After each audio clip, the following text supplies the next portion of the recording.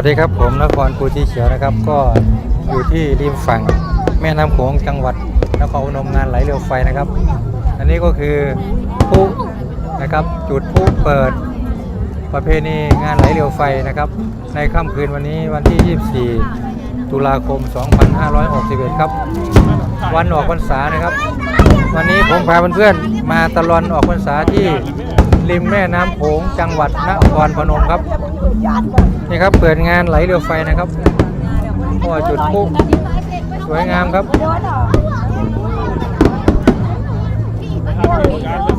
อันนี้คือผู้เปิดงานอันนี้คือเรือไฟนะครับเรือไฟครับเรือไฟนาว่าอำเภอนาว่าอำเภอศรีสงครามแล้วก็พิธีเปิด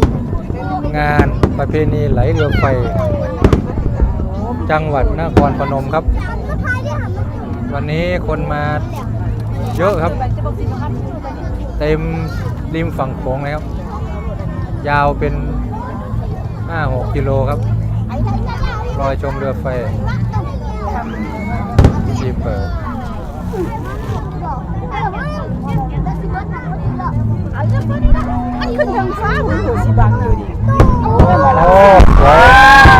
สวยงามครับพิธีเปิด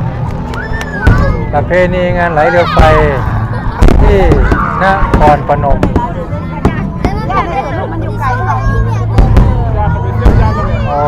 สวยงามครับผมนครตลอดทัวร์ครับ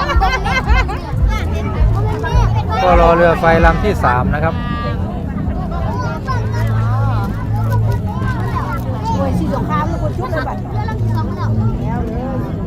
เดี๋ยวผมถ่ายเรือไฟให้ดูอีกครั้งหนึ่งนะครับของอำเภอนาว่านี่เป็นของอำเภอนาว่าครับลำที่ 1เป็นเรือสุพรรณหงส์นะครับอันนี้เป็นของอำเภอนาว่านะครับเรือไฟลำแรก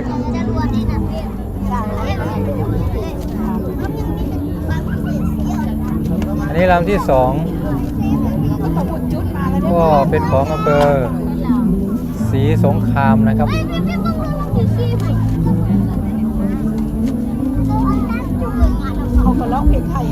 ผมยังรอลำที่ 3นะครับ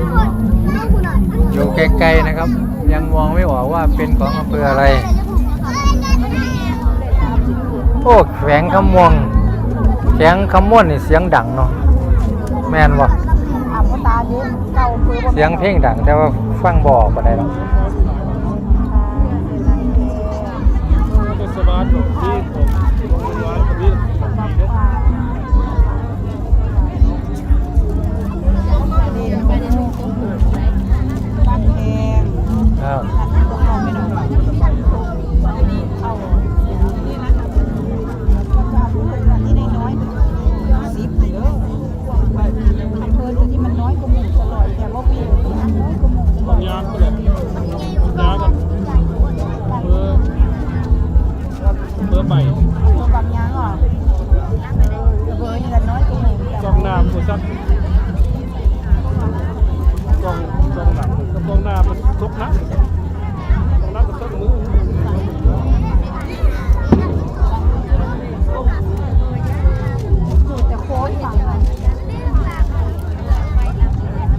สีความโบมีผู้นะเพื่อนหนีเนาะ